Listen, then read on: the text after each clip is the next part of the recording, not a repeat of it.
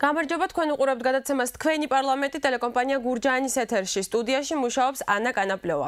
ხელისუფლებამ მოსახლეობას რამდენიმე მილიონ დოლარად ღირებული სიმინდის პროგრამა შესთავაზა. პროგრამის მიზანი გაზრდილი მოსავლის მიღება იყო, თუმცა შედეგების შესახებ არაერთგვაროვანი მოსაზრებები არსებობს. ამ საკითხზე სასაუბრად სტუდიაში მოვიწვიეთ ლაგოდეხის მაჟორიტარი დეპუტატი ნაციონალური მოძრაობიდან ბატონი გურამ კაკალაშვილი. მოგესალმებით ბატონ გურამ. მოგესალმებით. და ფრაქცია ძლიერი საქართველოს წევრი ბატონი გურამ ჩახვაძე. მოგესალმებით ბატონ გურამ. მოგესალმებით. ჩვენ სტუმრებს დავუსვავ კითხვებს, რომლებიც დეპუტატებმა თავად მოამზადეს ერთმანეთისთვის. ყოველი პასუხისთვის სტუმრებს ეძლევა 25 წამი. სანამ კითხვებზე გადავალთ, თქვენ შეგიძლიათ პოზიციები გამოხატოთ ამ თემასთან დაკავშირებით. ბატონ გურამ კაკალაშვილს ვთხოვთ. ბატონ გურამ, გისმენთ? უკვე მესამე წელია ლაგოდეხში სწორედ ხელისუფლებისა და მმართველი პარტიის ინიციატივით მიმდინარეობს ჰიბრიდული სიმინდის პროგრამა. და ამ პროგრამის მიმდინარეობა და თვითონ ჰიბრიდული სიმინდის სიკეთე ძალიან ნათლად ვიგრძენით უკვე ჩვენ ლაგოდეხში და უკვე ლაგოდეხში აღარ ისმება ის კითხვა ჰიბრიდული სიმინდი კარგია თუ ცუდი. დიდი მადლობა ბატონ გურამ. და ახლა ბატონ გურამ ჩახვაძეს ვთხოვთ. ბატონ გურამ, გისმენთ?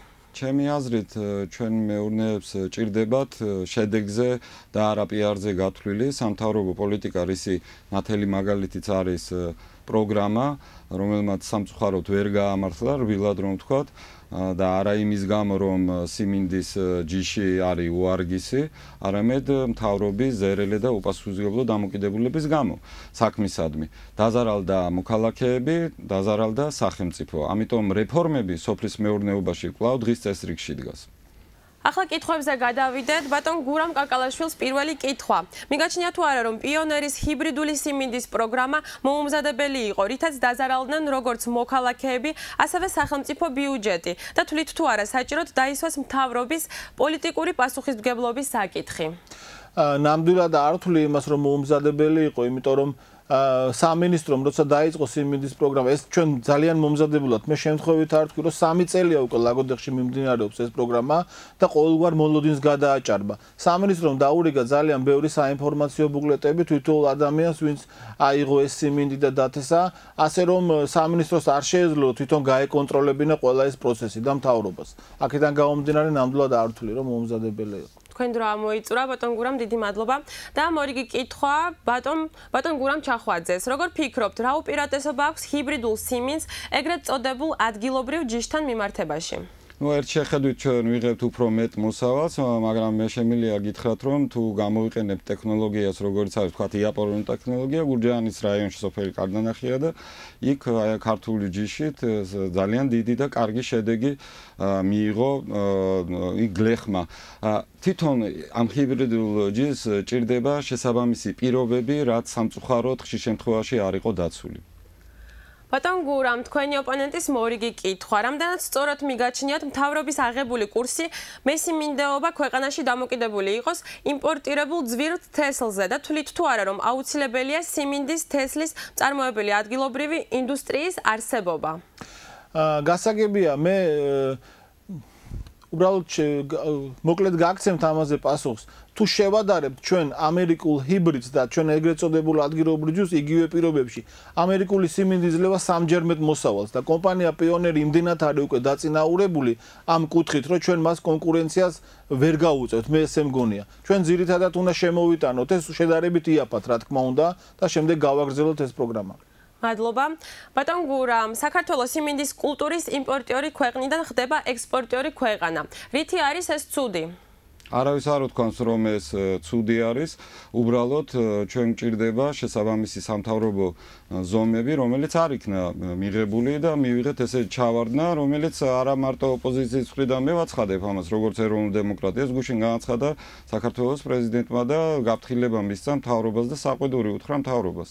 და ბოლო კითხვა ბატონ გურამ კაკალაშვილს. მთავრობა აცხადებს, რომ სოფლის მეურნეობა პრიორიტეტული დარგია.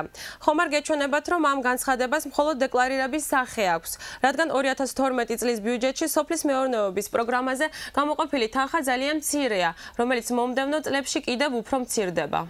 ნამდვილად არ მეჩვენება ასე, იმიტომ რომ თუნდაც ჩემი რაიონის, ლაგოდეხის რაიონის მაგალითზე რომ ავიღოთ, 7000 ჰექტარზე დაითესა სიმინდი, აშენდა 12 თუ 13 მილიონიანი ინვესტიცია განხორციელდა ლაგოდეხში. აშენდა თანამედროვე ტიპის საშრობი და დღეს უკვე დაახლოებით 4000 ტონამდეა შეტანილი და მოსახლეობას ყველანაირად მოიხსნა ყველა პრობლემა სიმინდის შენახვასთან დაკავშირებით. ასე რომ ნამდვილად არ არის ეს მარტო დეკლარაცია. დიდი მადლობა. ბატონ გურამ, რატომ არის რომ ოპოზიციის წარმომადგენლებისა და ქართველი მეცნიერების შეხედულებები ჰიბრიდულ სიმინდთან დაკავშირებით რადიკალურად განსხვავდება ერთმანეთისგან? ზუსტად მე ვერ გავიგე ამ კითხვის შინაარსს, იმიტომ რომ თუ ეროვნულ დემოკრატიულ პარტიის მიმართ არის ეს კითხვა, ჩვენ არანაირი საწინააღმდეგო არ გვაქვს. იგივე ამ პიონერთან დაკავშირებით 70 ქვეყანაში ძალიან ნორმალურად მუშაობს ეს ჯიში. ოღონდ ერთი რამ უნდა ვიცოდეთ, ეს არის ძირითადად მაინც ტექნიკური დანიშნულების, ანუ მეცხოველეობისთვის, მეფრინველეობისთვის. უნდა გავითვალისწინოთ ისიც, რომ დასავლეთ საქართველოში სიმინდს მოიხმარენ როგორც საკვება, ძირითადად და ამ შემთხვევაში ადგილობრივი პირობითად თქვა. დიდი მადლობა და ბოლოს თქვენ შეგიძლიათ ჩვენ დღევანდელი საუბარი შეაჯამოთ. ბატონ გურამ კაკალაშვილს ვთხოვოთ 25 წამით დრო. მადლობთ. საერთოდ ყველანაირი საქმის დაწყებას ახლავს თავისი პრობლემები. მე არ შემიძლია ვთქვას, რომ ყველაფერი ძალიან კარგად წავიდა სიმინდის პროგრამასთან დაკავშირებით, მაგრამ გაივლის 1 წელი, 2 წელი და ამასთან აღარ ექნებათ კითხვები ბატონ გურამს, მის პარტიას, საერთოდ ოპოზიციას. მე ვფიქრობ, რომ ეს არის ძალიან წარმატებული პროცესი და ძალიან ბევრი პრობლემა მოიხსნება სოფლად დასახლებულ ადამიანებს. ბატონ გურამ, ჩვენ კითხვები არ გვაქვს პიონერთან დაკავშირებით, ამ ჯიშთან დაკავშირებით, ჩვენი აზრით ქვეყანას სჭირდება გამართული სოფლის მეურნეობის სისტემა, დაწყებული გრძელვადიანი კრედიტით, კოოპერაციული სისტემით, მოსავლის დაზღვევით, ანუ ყველა იმ სიკეთით, რომელთაც სარგებლობს განვითარებული ქვეყნის აგრარული სექტორი და ყველა ამ ქვეყანაში განსხვავებით საქართველოსი არის თვითკმარი, ანუ სურსათის უსაფრთხოებით ყველა ეს ქვეყნები არის დაცული. აი ეს არის ჩვენი მიზანი, ჩემის აზრით, ყველასი ერთად. დიდი მადლობა რომ იყავით ჩვენ დღევანდელი გადაცემის სტუმრები. ასეთი იყო თქვენი პარლამენტი დღეს. მე ამით გემშვიდობებით მომავალ შეხვედრამდე.